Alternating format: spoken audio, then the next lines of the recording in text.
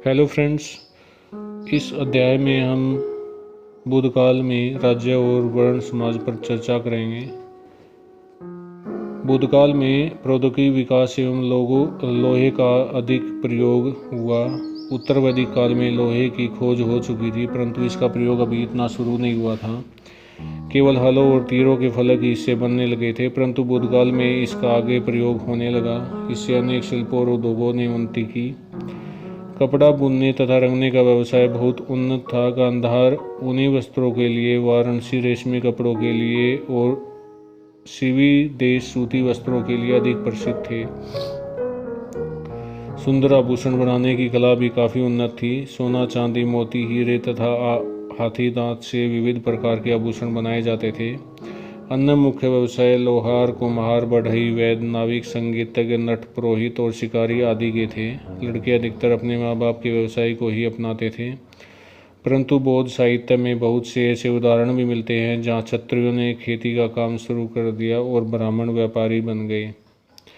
अगर व्यावसायिक संघ और श्रेणियों के बारे में बात करें तो इस समय की एक मुख्य विशेषता यह भी थी कि भिन्न भिन्न व्यवसाय करने वालों या शिल्पकारों ने अपने आप को विभिन्न संघों में संगठित कर रखा था।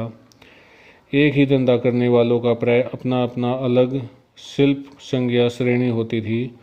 बौद्ध साहित्य में इस प्रकार की अनेक श्रेणियों के उल्लेख मिलते हैं। प्रत्येक श्रेणी का अपना अलग अध्यक्ष होता था, जो प्रमुख, ज्येष्ठक या श्रेष्ठीन के नाम से भी पुकारा जाता था। इस अध्यक्ष का समाज में बड़ा सम्मान होता था।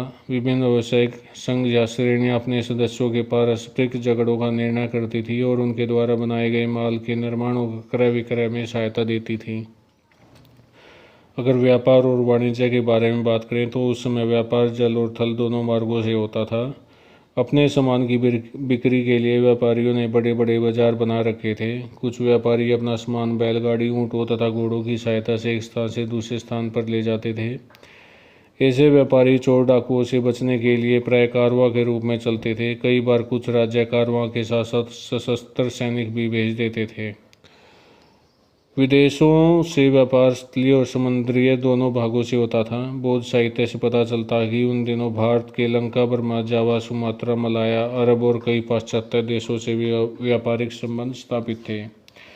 भारत से जिन वस्तुओं का निर्यात होता था उसमें सूती, ऊनी तथा रेशमी वस्त्र, कंबल, कालीन, औषधियाँ, इत्र, तेल, हाथी दांत का सामान, मोती, रत्न आदि वस्तुएं विशेष उल्लेखनीय हैं।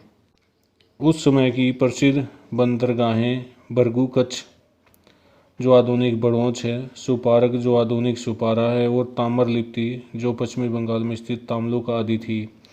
शिल्पकारों की भांति व्यापारियों ने अपने आप को व्यापारिक संघों में संगठित कर रखा था। प्राय सबसे धनी व्यापारी अध्यक्ष पद को ग्रहण करता था और उसे श्रेष्ठ या सेठी कहा जाता था। अगर सिक्कों के आरंभ के बारे में बात करें तो वैदिक युग में लेन देन में प्राय चीज़ों का आदान प्रदान ही होता था, परंतु बौद्ध काल में मुद्रा व्यापारिक माध्यम बन चुकी थी। उस समय की कुछ प्रमुख मुद्राओं के नाम बौद्ध साहित्य में इस प्रकार दिए गए हैं: काकणिक, माशक, अर्धमाशक, पद, अर्धपद, कापण तथा अर्धकारशापण आदि। ये सिक्के तांबे और चांदी के होते थे। सोने के सिक्के भी थे जिन्हें निक या निष्क और सुवर्ण या सुवर्ण कहा जाता था। इस समय ब्याज पर भी धन देने की प्रथा चल पड़ी थी और हुंडियों तथा ऋणपत्रों का भी प्रयोग होने लगा था। नए नगरों के उत्थान के बारे में बात करें तो बौद्ध भारत में नगरों का भी विकास हो चुका था। बौद्ध साहित्य में कुछ प्रमुख नगरों के नाम इस प्रकार दिए गए हैं: वाराणसी, कौशाम्बी, श्रावस्ती, कपिलवस्तु, पाटलिपुत्र, अयोध्या, मथुरा, उज्जैनी, तक्षशिला, वैशाली और मिथिला आदि। ये नगर सड़कों द्वारा एक दूसरे से मिले हुए थे। ग्रामों की अपेक्षा इन नगरों में कुछ अधिक सुविधाएं प्राप्त थी। यहाँ बड़े बड़े धनी लोग रहते थे जो आनंदमय जीवन व्यतीत करते थे। कुछ गरीब लोग भी थे जिनका जीवन इतना अच्छा नहीं था। तक्षशिला और काशी शिक्षा के दो प्रमुख केंद्र थे जहाँ शिक्षा प्राप्त करने के लिए विद्यार्थी भारत के सभी कोनों से आते थे। बुद्ध काल में वर्ण व्यवस्थाएं और सामाजिक श्रेणियों के बारे में बात करें तो इस काल में जाति प्रथा और दृढ़ हो गई। जन्म के आधार पर जातियां निश्चित होने लगी। चाहे जैन और बौद्ध धर्म ने जाति प्रथा का बड़ा विरोध किया, फिर भी तत्कालीन समाज में जाति प्रथा प्रचलित थी। उस समय समाज 4 वर्णों में बटा हुआ था, ब्राह्मण, क्षत्रिय, वैश्य और शूद्र। अब धर्मसूत्रों ने प्रत्येक वर्ग के कर्मों को स्पष्ट रूप से निर्धारित कर दिया था। दीवानी एवं फौजदारी कानून का आधार भी अब वर्ण व्यवस्था ही बन गई थी। जो व्यक्ति जितने ऊंचे वर्ण से संबंधित होता था, उससे उतने अधिक ऊंचे नैतिक आचरण की अपेक्षा की जाती थी। धीरे धीरे शूद्रों पर अनेक निरोग्यताएं थोप दी गई, उन्हें विभिन्न कानूनों तथा धार्मिक अधिकारों से वंचित कर दिया गया। परंतु धीरे धीरे जैन और बौद्ध धर्म के प्रचार के कारण ब्राह्मणों का प्रभुत्व कम हुआ और क्षत्रियों को प्रधानता प्राप्त हुई।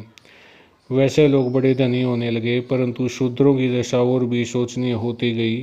बौद्ध साहित्य में चांडालों का भी उल्लेख है, जो नगरों के बाहर रहते थे। लोग इनके स्पर्श मात्र से डरते थे। समाज में दास भी थे, वे गृह कार्य करते थे, परंतु उनके पास अछूतों जैसा व्यवहार नहीं किया जाता था। जैन और बौद्ध धर्म के प्रभाव के कारण ब्राह्मण धर्म की आश्रय प्रणाली काफ़ी शिथिल हो गई। संन्यास और तप के स्थान पर शुद्ध तथा पवित्र जीवन और आचरण पर अधिक बल दिया जाने लगा था। इस काल में भी परिवार समाज की इकाई थी। संयुक्त परिवार प्रथा चलती थी। यद्यपि समाज में स्त्रियों का सम्मान था, परंतु वैदिक काल की अपेक्षा उनकी दशा अब गिर चुकी थी। स्वयं महात्मा बुद्ध संघ में स्त्रियों के प्रवेश के विरुद्ध थे, परंतु स्त्रियों के साथ आदर का व्यवहार किया जाता था, उन्हें उचित शिक्षा देने का प्रबंध किया जाता था। समाज में पर्दा प्रथा नहीं थी। स्त्रियों को धार्मिक और सामाजिक कार्यों में भाग लेने की स्वतंत्रता थी। वे मेलों और उत्सवों में शामिल होती थी। उत्तर पश्चिमी भारत में सती प्रथा प्रचलित हो चुकी थी। समाज में वेश्याएं भी होती थी। आम्रपाली इस युग में वैशाली की प्रसिद्ध वेश्या थी। साधारण व्यक्ति एक ही स्त्री से विवाह करते थे, परंतु राज परिवारों और धनियों में बहुविवाह प्रथा भी प्रचलित थी। बाल विवाह प्रथा नहीं थी। लड़के लड़कियों के विवाह माता पिता द्वारा निश्चित किए जाते थे। राजकुमारियों के विवाह स्वयंवर की प्रथा के अनुसार होते थे। अगर धार्मिक अवस्था के बारे में बात करें तो 6वीं शताब्दी ईस्वी पूर्व में धार्मिक जीवन बड़ा निराशापूर्ण था। वैदिक धर्म की सरलता लुप्त हो चुकी थी। हिंदू धर्म में जटिलता आ गई थी और यह साधारण जनता की समझ से बाहर था। अनेक धार्मिक संप्रदायों की उत्पत्ति हो गई थी। लोग अनेक देवी देवताओं की पूजा करते थे और उनके चमत्कार शक्ति में विश्वास करते थे।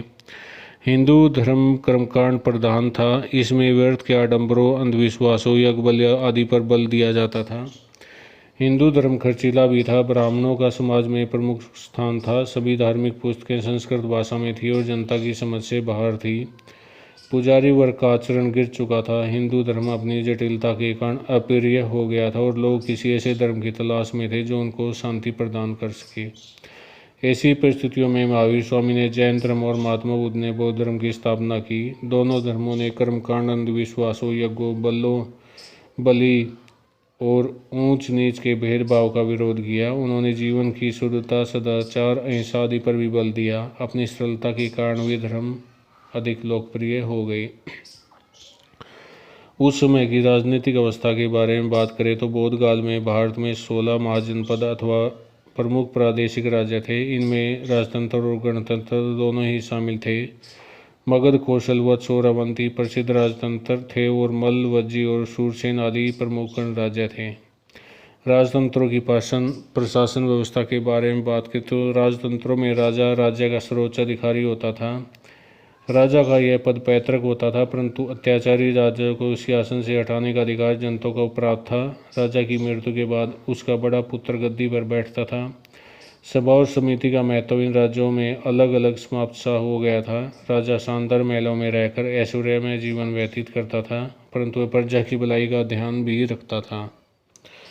राजा बड़े दानी, त्यागी और तपस्वी और योग्य होते थे। राजा जनता के स्वामी वरन ही संरक्षक और पालक होते थे। राजा मंत्री परिषद की सहायता से शासन चलाता था। मंत्रियों में पुरोहित और सेनापति महत्वपूर्ण थे। पुरोहित राजा का प्रमुख परामर्शदाता होता था और उसका पद प्राय पैतृक होता था। सेनापति सेना का संचालन करता था। विभिन्न भागों की देखरेख के लिए अमात्य नियुक्त किए जाते थे। पुरोहित और सेनापति के अलावा भंडारिक, मात्य और राजूक आदि अन्य उच्च अधिकारी भी थे। भंडारिक कोष का अध्यक्ष भंडारी कोष का अध्यक्ष होता था। विनिश्चा मात्य न्याय मंत्री के रूप में कार्य करता था और राजा को धर्म तथा कानून के मामले में सलाह देता था। राजूक भूमि प्रबंध और मालगुजारी वसूल करने के काम की देखभाल करता था। प्रांतों के प्रबंध के लिए गवर्नर होते थे। ग्रामों का प्रबंध ग्राम भोजक नामक अधिकारी के हाथ में होता था, जो ग्राम पंचायतों की सहायता से ग्राम का प्रबंध करता था। ग्राम भोजक राजा के अधीन होते थे, जिन्हें अपने पद से हटाने का अधिकार राजा को ही प्राप्त था। ग्राम भोजक लोगों के कल्याण संबंधी कार्य करता था। उसके द्वारा किए गए फैसलों के विरुद्ध राजा के पास अपील की जा सकती थी। पंचायतें सिंचाई के साधनों, सड़कों, बागों आदि की देखभाल करती थी।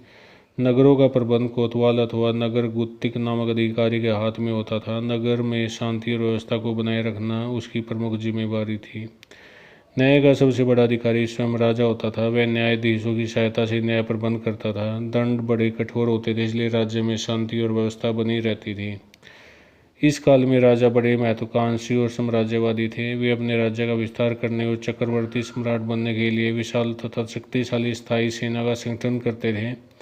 सेना में पैदल, घुड़सवार, रथ तथा हाथी शामिल थे। मगध की सेना में 2 लाख पैदल, 20,000 घुड़सवार, 2,000 रथ और 3,000 हाथी थे।